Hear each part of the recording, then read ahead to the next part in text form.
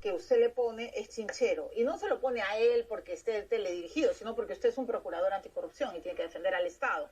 Eso me ha quedado claro. ¿Qué otros casos cree usted que incomodó al poder de turno? ¿Por qué usted dice que lo acorralaron sistemáticamente? Te decía, en realidad, es que hay muchas denuncias. No va a faltar un poco tiempo comentar todas las denuncias que se han interpuesto contra funcionarios importantes dentro de la administración pública en general, te lo digo, ¿no? Decíamos ministros y congresistas de la República, ¿no? Pero yo te comentaba de sistemático porque a lo largo de este tiempo hemos venido, digamos, lidiando con una serie de decisiones desde el Consejo de Defensa Jurídica del Estado hasta ahora con la Procuraduría General, que han ido mermando, ¿no?, la autonomía de la Procuraduría Anticorrupción a través de un mecanismo de extracción de casos de la Procuraduría, ¿no? Primero fue el caso Lavallato, que ese es un caso que nunca debió haber salido de la competencia de la Procuraduría Anticorrupción. ¿Usted cree que fue un error crear una procuraduría ad hoc? Yo sí creo que fue un error y que además eso significaba un costo adicional para el Estado cuando la Procuraduría Anticorrupción podía manejar perfectamente bien ese caso con un área específica, ¿no? Yo me opuse a la creación de esa Procuraduría, la autora Julia Príncipe lo sabe, en ese momento ella estaba a cargo del Consejo, ¿no? Sin embargo, queríamos avanzar y cooperar en ese trabajo, ¿no? Pero creo que ese caso no debió haber salido de la Procuraduría Anticorrupción. De hecho, muchos profesionales que trabajaban en la Procuraduría, ¿no?, luego se fueron a la de tal manera que el equipo de expertos que manejan los casos siempre han estado en la Procuraduría Anticorrupción. Pero en el camino luego nos han quitado, por ejemplo, el caso Pativilca, tú recordarás, que fue inmediatamente después del indulto de Fujimori a fines del año 2017. Se lo quitaron en la madrugada.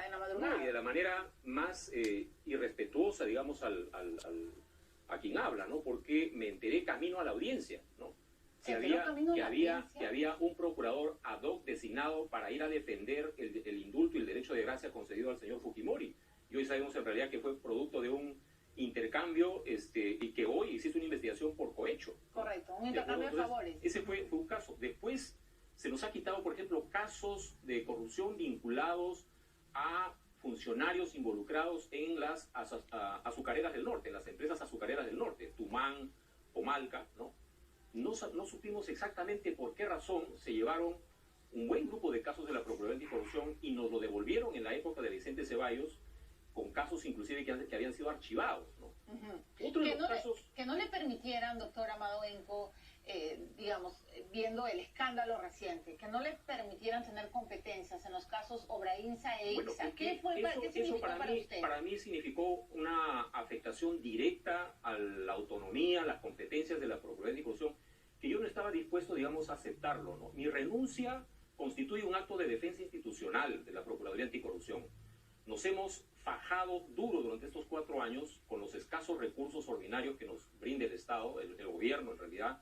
Más de 7 demandas adicionales de presupuesto durante todo este tiempo, ninguna de ellas aprobada por el Ejecutivo, ¿no? Entonces, no solamente ha sido eso, pero en realidad más allá de eso hemos hecho mucho trabajo durante este tiempo. Entonces, después de todos los logros conseguidos por la Procuraduría, yo no iba a aceptar una cosa como esa, porque yo me entero con la decisión, con el apartamiento de la Procuraduría Anticorrupción de los casos Lomas de Hilo y el caso del Hospital de Moquegua, me entero que en el año 2018 habían tomado la decisión de ampliarle las competencias a la Procuraduría ad hoc, ya no para convertir, o sea, es decir, le habían entregado la competencia no solamente para conocer los casos Odebrecht, los casos de las demás empresas brasileñas, sino de las empresas consorciadas con estas empresas brasileñas, pero además dice esa decisión a cualquier otro hecho de corrupción vinculado con empresas nacionales o extranjeras que hayan desarrollado mecanismos similares de corrupción. Milagros, comprenderás en realidad que los mecanismos de corrupción cuando se trata de contrataciones con el Estado, de adjudicaciones, ¿no es cierto?, de obras de inversión pública, tienen el mismo mecanismo. Correcto. Pago de coimas y luego una serie de favores a las empresas mediante adicionales, mayores gastos generales, ¿verdad? Laudos arbitrales amañados. Pero de ese superpoder que le daban a la Procuraduría ad hoc, ¿usted no sabía? No sabía. Yo me entero con la carta que en copia me hacen llegar a mi despacho, ¿no? Me entero de esa decisión y entonces dije, bueno, entonces esto implicaba, ¿no? Claro. Ya a fines del año 2019, recordarás, cuando se crea el reglamento de la Procuraduría General, le quitan a la Procuraduría Anticorrupción la facultad y la competencia para denunciar a altos funcionarios. Y eso fue una consecuencia directa de todas las denuncias que veníamos presentando contra ministros de este gobierno y del gobierno de Vizcarra, ¿no? Decir públicamente que Zoraida Ábalos tiene que inhibirse, apartarse, excluirse de investigar a Martín Vizcarra, ¿fue la espada sobre su cabeza? No lo sé, no sé si eso o la denuncia que hemos presentado por el tema de las pruebas rápidas, no, pero lo cierto es que esta Procuraduría ha tenido un trabajo absolutamente objetivo, ¿no? Imparcial, ¿no? Mirando cualquier hecho de corrupción sin importar quién esté involucrado para poder presentar los pedidos de investigación. Entonces, pero eso fue valiente porque se estaba metiendo con la propia fiscal de la Nación. Pero él tenía que estaba, en realidad, pero era protagonista de un audio. Eso es lo que corresponde. Cualquier abogado, ¿verdad?, que patrocina a un cliente, en este caso al Estado, y ves que hay un testigo importante del caso, y la fiscal que va a investigar el caso emite una opinión cuestionando su conducta, calificándola de mentirosa, ¿verdad? Entonces cualquier abogado pide que se inhiba el fiscal que tiene conflicto de intereses con un testigo importante, porque lo que tú buscas es que el caso se encuentre en manos de un fiscal que no se encuentre contaminado. Claro, independiente, objetivo, correcto. Y eso es lo que corresponde. Es decir, tú, creo que podemos consultarlo con cualquier otro colega. No, lo he consultado con todos los abogados. Entonces, dicen que eso es un pedido correcto que además inclusive ha sido avalado por el Procurador General, ¿no? Entonces, eso es lo que correspondía hacer, ¿no? ¿Por qué critica y qué errores le ve al equipo Lavallato? Y obviamente han tenido, hasta ahora no hay una acusación, no hay un caso cerrado, eso también hay que decirlo, en la línea de tiempo. Han logrado prisiones preventivas, correcto, Ollanta, Nadine está en arresto, bueno, Toledo está esperando extradición, Alan García terminó suicidándose, PPK está 30 días detenido sin acusación, pero el caso Vizcarra, de pronto Juárez lo toma y se lo empiezan a pelear con Chirre. Es que ese caso, Milagros, para que la ciudadanía lo entienda, el caso Lomas de Hilo y el caso Hospital de Moquegua son casos no de ahora, son carpetas fiscales que ya tienen antecedentes y que estuvieron hasta hace poco en manos de los fiscales especializados en delitos de corrupción de funcionarios, del sistema que coordina el doctor Omar Tello.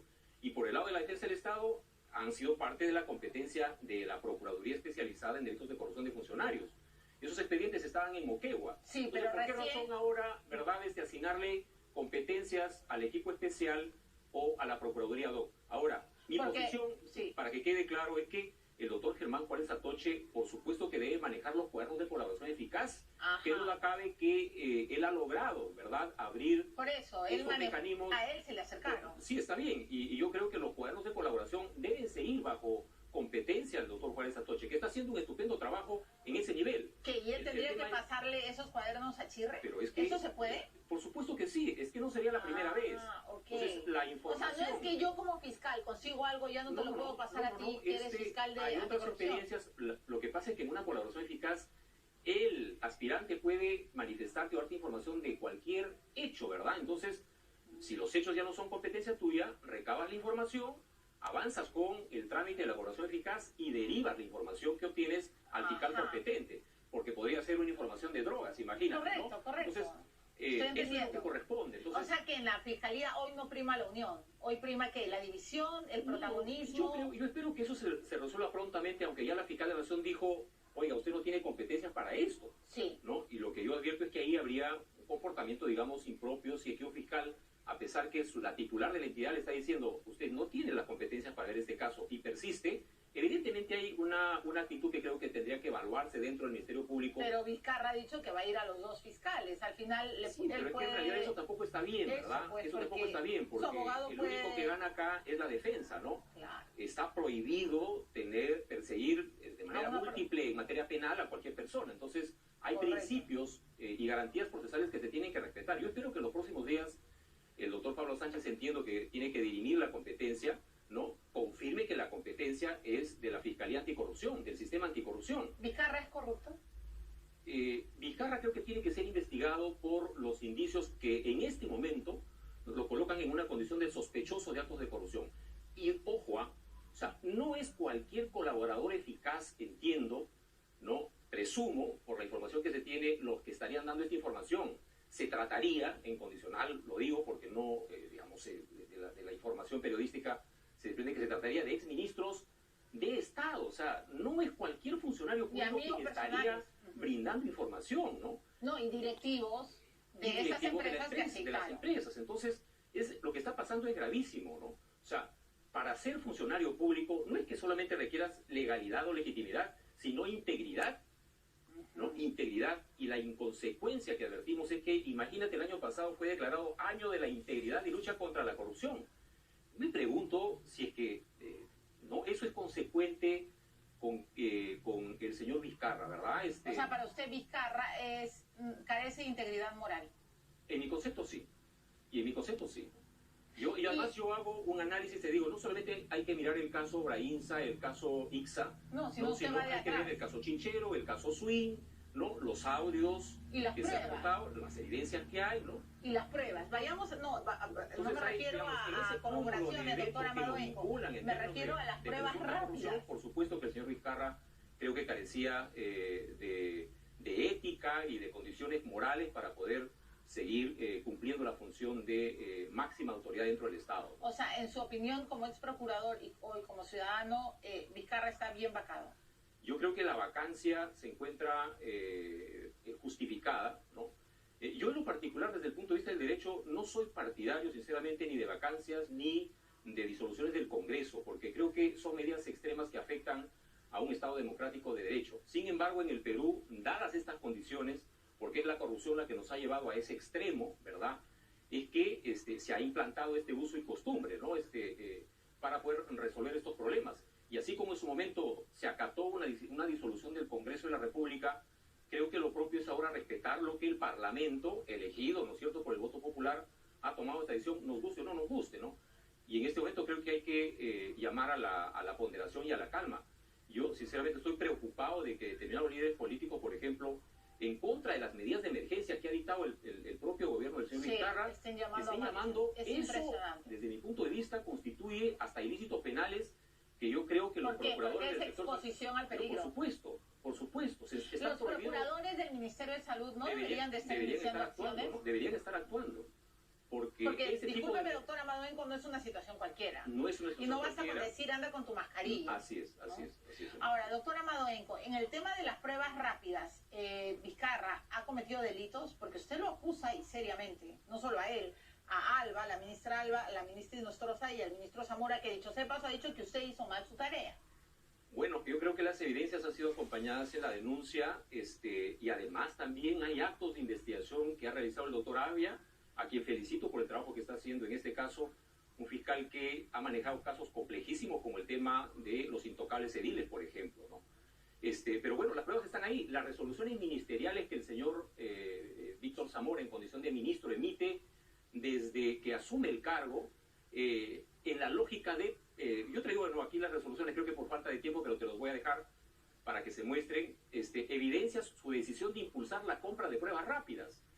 Y la denuncia no solamente es por los actos de concertación, de presunta concertación del 18 de marzo, no, porque el 19, ¿verdad?, el presidente de la República anuncia el cambio de política para pasar de pruebas moleculares a pruebas rápidas en contra de las disposiciones de la OMS, en contra de las advertencias de científicos y médicos peruanos, ¿verdad?, y de las propias disposiciones del Ministerio de Salud que dictó la exministra Inostroza desde enero, ¿no?, que iban en la lógica de realizar las pruebas moleculares. Entonces el señor Zamora, desde el día 20, que es el que asume el cargo, se reúne con los directores de los hospitales, y ahí está grabada, ¿no es cierto?, la intervención de la exministra Silvia Pesá, ¿no?, clarísimo, ¿no?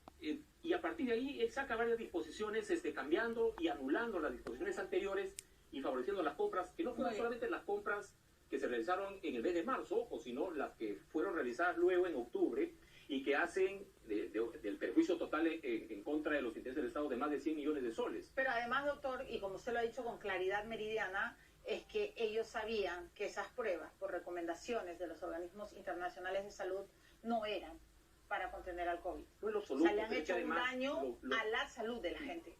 O sea, es decir, no solamente se han afectado en términos económicos, sino que han generado miles de muertos que se pudieron evitar si no se hubiesen aplicado estas pruebas rápidas.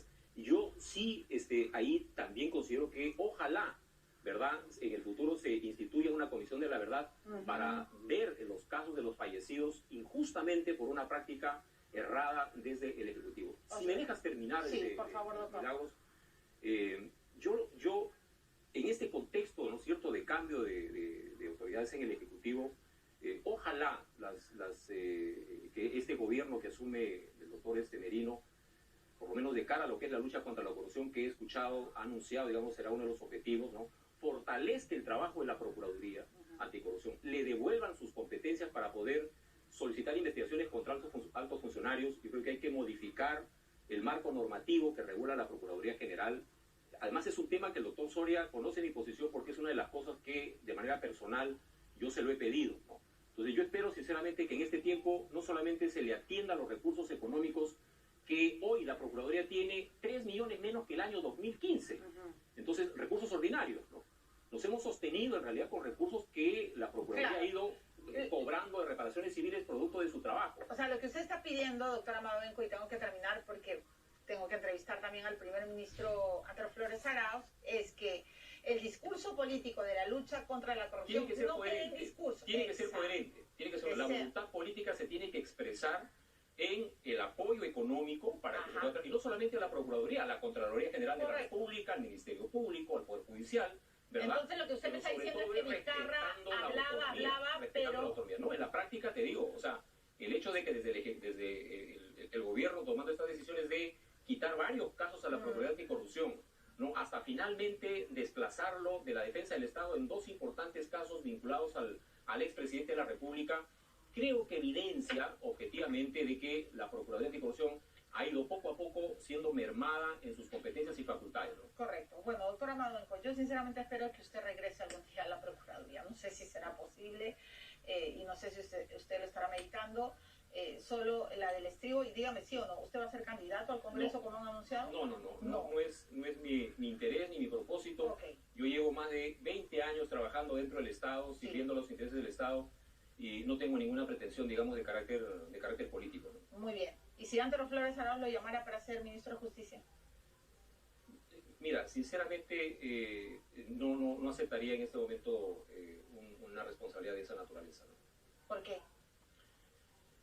A ver, yo creo que hay que dejar que otros profesionales en este momento puedan tomar las riendas en este contexto difícil para el país, ¿no? Personajes más políticos.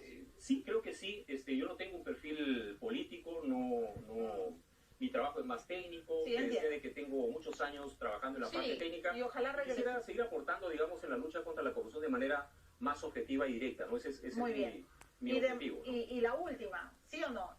Vizcarra, su camino, ¿es la cárcel?